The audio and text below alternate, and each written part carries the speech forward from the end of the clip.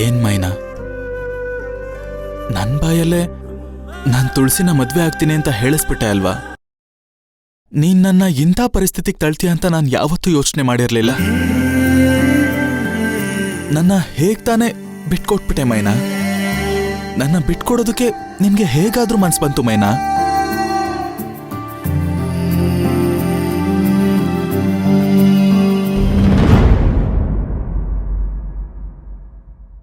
ಮಾವ, ಎಲ್ಲಿಗೆ ಹೊರಡ್ತಿದ್ದೀರಾ? ಕೆಲ್ಸಕ್ಕೆ. ಮಾವ, ನೀವಿವತ್ ಕೆಲ್ಸಕ್ಕೆ ಹೋಗ್ಬೇಡಿ.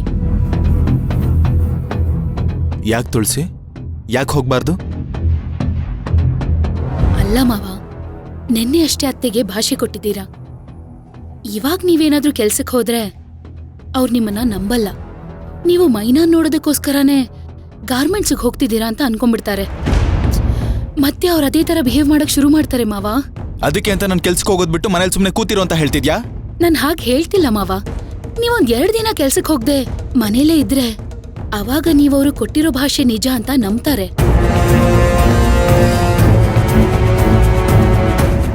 ತುಳಸಿ, ನಾನು ಅಮ್ಮನ್ಗೆ ಭಾಷೆ ಕೊಟ್ಟಿದ್ದು ನಿಜ. ಆದ್ರೆ ಅಲ್ಲಿ ಮೈನವ್ರ ಸ್ಥಿತಿ ಹೇಗಿರುತ್ತೆ, ಅವ್ರ ಮನಸ್ಥಿತಿ ಹೇಗಿರುತ್ತೆ ಅಂತ ನನ್ಗಂತೂ ಯೋಚನೆ ಮಾಡಿ ಮಾಡಿ ಒದ್ದಾಡ್ತಾ ಇದ್ದೀನಿ ಇಲ್ಲಿ. ಅದಕ್ಕಾದ್ರೂ ನಾನು ಅಲ್ಲಿಗೆ ಹೋಗ್ಲೇಬೇಕು, ಅವ್ರು ಹೇಗಿದ್ದಾರೆ ಅಂತ ತಿಳ್ಕೊಳ್ಳೇಬೇಕು. ನಾನು ಅಲ್ಲಿ ಹೋಗಿ ಮೈನಾ ಅವ್ರ ಹತ್ರ ನಮ್ಮಮ್ಮನ ಸಮಾಧಾನ ಮಾಡೋದಕ್ಕೋಸ್ಕರ ನಾವಿಬ್ರು ಮಾತಾಡ್ಕೊಂಡು ನಾನು ಆ ಥರ ಭಾಷೆ ಕೊಟ್ಟೆ ಅಂತ ಅವ್ರಿಗೆ ನಾನು ಎಕ್ಸ್ಪ್ಲೈನ್ ಮಾಡಬೇಕು.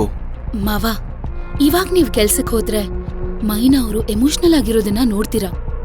ಆಗ ನೀವು ಮೈನಾ ಅವ್ರ ಹತ್ರ ಹೋಗಿ ಎಲ್ಲ ನಿಜಾನೂ ಹೇಳ್ಬಿಡ್ತೀರಾ. ಗಾರ್ಮೆಂಟ್ಸ್ ಅಲ್ಲಿ ಯಾರಾದ್ರೂ ಇದನ್ ಕೇಳಿಸ್ಕೊಂಡ್ಬಿಟ್ರೆ ಅತ್ತೆಗ್ ಫೋನ್ ಮಾಡಿ ಹೇಳಿದ್ರೆ ಏನ್ ಮಾಡ್ತೀರಾ? ಅವಾಗ ಅತ್ತೆ ಯಾವ ತರ ನಿರ್ಧಾರ ತಗೋಬಹುದು ಅಂತ ಸ್ವಲ್ಪ ಯೋಚನೆ ಮಾಡಿ.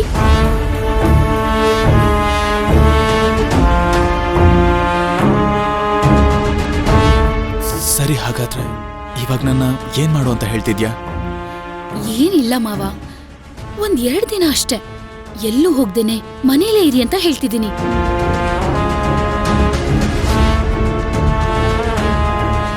ಸರಿ, ಏನೋ ಒಂದ್ ಮಾಡು. ನಿಮ್ ಕಷ್ಟ ನನಗೆ ಅರ್ಥ ಆಗ್ತಿದೆ ಮಾವ. ನೀವೇನು ಯೋಚನೆ ಮಾಡ್ಬೇಡಿ ಮಾವ, ನಾನ್ ಎಲ್ಲ ಸರಿ ಮಾಡ್ತೀನಿ.